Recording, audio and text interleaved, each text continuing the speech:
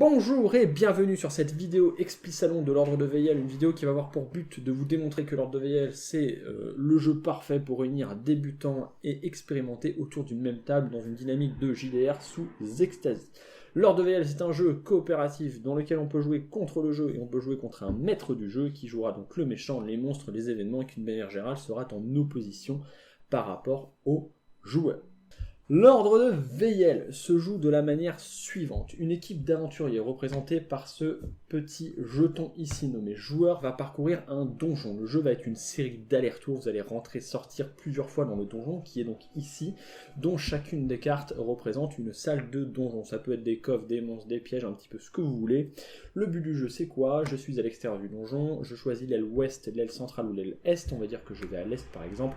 Je retourne la carte ici, je fais son effet, j'affronte les monstres, j'esquive les pièges, j'ouvre le coffre, peu importe. Une fois que c'est fait, soit je rentre à la maison, soit j'avance. Si j'avance, je retourne la carte suivante, je fais son effet, etc. etc. Quoi qu'il arrive, j'avance dans le donjon. Une fois que je suis arrivé au bout, soit j'affronte le boss, soit je rentre à la maison. En général, au début de la partie, on va rentrer à la maison. Il va se passer plein de choses, les joueurs vont regagner leur point de vie, regagner leur endurance, et on va rajouter des cartes. Le donjon va être de plus en plus profond, et quand le donjon sera plein, puisqu'on va faire une série d'allers-retours, on devra aller affronter un boss qui est choisi au début de la partie par les joueurs ou par le maître, en fonction de comment vous voulez faire les choses. Au début de la partie, chacun des joueurs va choisir un personnage. Tous les personnages ont à peu près la même tronche, ils ont tous deux capacités uniques, il y a 13 personnages dans la boîte du jeu de base. Voilà comment ça se passe, je prends mon personnage, je prends le petit niveau 1, c'est le jeu des formes, je mets le rond dans le rond, tous les personnages commencent niveau 1. Ensuite j'ai deux cubes, un rouge et un vert. Le rouge va servir pour suivre la vitalité du joueur. Au début on le met sur la valeur qui est marquée ici tout en haut de la fiche, donc je me mets sur 6. L'endurance c'est pareil, je me mets sur 6. L'endurance va descendre quand je vais utiliser les capacités qui sont ici. Donc une fiche de personnage c'est quoi? C'est des caractéristiques sur la gauche, vitalité qui permet de mourir moins vite, l'endurance qui permet de faire plus de capacités, force, dextérité, intelligence fois les 4 caractéristiques. En général il y en a une ou deux qui sont bien supérieures aux autres, c'est celles que vous allez utiliser tout au long de la partie pour vos armures, vos armes, vos attaques, vos capacités. Ensuite vous avez défense et réduction de dégâts, donc la défense va vous permettre d'esquiver, la réduction de dégâts va vous permettre de ne pas prendre trop de mandales quand vous loupez votre esquive. Les deux capacités, une au niveau 3, une au niveau 5, il y a 13 personnages, ils ont tous deux capacités qui sont toutes uniques. Vous avez ici des emplacements tout autour de la fiche, on peut prendre l'équipement en début de partie qui est marqué en bas à droite de notre fiche, donc par exemple le chevalier commence avec une épée courte, donc je le mets sur arme, et un bouclier, je le mets ici. On a un emplacement pour les runes, un emplacement pour les armures, un emplacement pour les objets consommables que l'on va avoir ou acheter tout au long de la partie. Chaque joueur fait ça et on est prêt à faire feu, ça prend à peu près 3 minutes. Une fois que tout le monde est prêt à partir dans le donjon et que vous savez à peu près les bases du jeu, c'est-à-dire les allers-retours, il ne vous reste plus qu'à apprendre à faire les combats, donc c'est ce qu'on va faire tout de suite. Vous allez voir que les combats c'est relativement simple.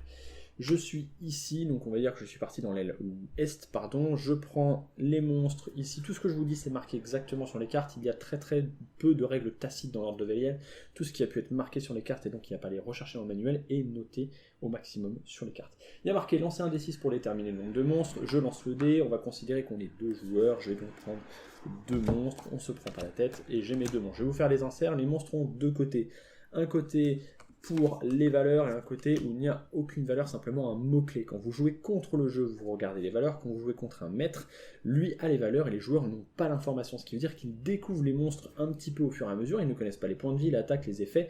Donc il y a vraiment un côté apprentissage des monstres, de la menace. Et il faut vraiment apprendre à savoir ce qu'on se prend sur la tronche et s'en souvenir pour plus tard. C'est de là que vient l'apprentissage et c'est de là que les joueurs expérimentés se retrouveront parce qu'il y aura énormément d'optimisation à faire à ce niveau-là. Les combats c'est très simple, les joueurs commencent, il y en a un d'entre eux qui va faire une action, puis une fois qu'il a fait son action c'est à un autre joueur. Une fois que tous les joueurs ont fait leur action, si les monstres sont encore en vie, ils vont faire une action, donc attaquer. Ensuite c'est au joueur, puis au monstre, puis au monstre, qu'attend que l'un des deux parties soit mort.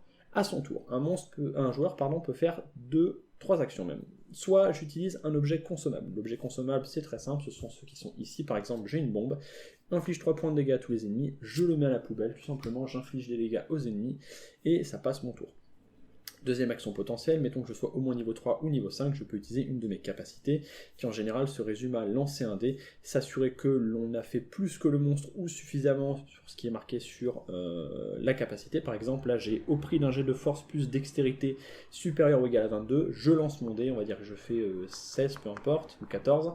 Je rajoute ma dex et ma dextérité, est-ce que ça fait plus que 22? Si oui, je continue de lire le texte, sinon ça termine mon tour, j'ai loupé ma capacité. Dernière possibilité, c'est attaquer avec son arme. Soit je suis au corps à corps, soit je suis à distance avec les petits pictogrammes. Donc il y a un petit arc ou deux épées qui se croisent. Si je suis au corps à corps, je tartine le premier du champ de bataille. Si je suis à distance, je peux choisir ma cible. Et là c'est pareil, je lance un dé, le monstre en face lance un dé. Celui qui fait le plus avec ses bonus, soit le monstre esquive, soit le joueur lui inflige les dégâts de son arme et ça termine mon tour. Donc en gros, si je sais compter jusqu'à 30 et que je peux lire un texte, normalement je peux jouer à l'ordre de Veyel. Il a été testé, éprouvé et rééprouvé avec des enfants, avec des adultes, avec des débutants, avec des expérimentés. Les expérimentés s'y retrouveront dans quoi? Les expérimentés se retrouveront dans l'optimisation, le grand nombre de monstres, de personnages, le fait que le donjon va systématiquement bouger, que toutes les parties seront différentes, et qu'il y a donc 4 boss. Chacun de ces boss a sa stratégie, ses capacités, ses caractéristiques, et d'ailleurs sa propre fiche, ainsi que son pouvoir de boss, qui va permettre donc de mettre de l'aléatoire dans cette partie, donc de vous obliger à vous adapter.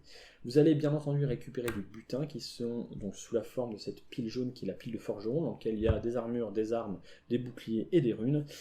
Ces objets qui sont donc de plus en plus efficaces quand vous les récupérez au fur et à mesure de la partie sont aussi aléatoires. Vous n'allez jamais dépiler l'intégralité de la pile, vous allez peut-être dépiler un tiers maximum, grand maximum la moitié, ce qui veut dire que les mêmes équipements ne vont pas tomber à chaque partie, et donc vous allez devoir vous adapter et donc adapter vos caractéristiques aux équipements que vous allez récupérer. Vous ne pouvez pas vous assurer que vous allez jouer force s'il n'y a pas de bonne arme en force qui tombe, c'est l'aléatoire et donc c'est à vous de vous adapter. C'est là que, donc, que les expérimentés s'y retrouveront. Voilà donc l'ordre de Veyel dans sa globalité, les versions très simples des règles. Vous avez à peu près tout ce que vous avez besoin pour commencer à jouer et savoir de quoi il en retourne. Des poutous, merci à vous.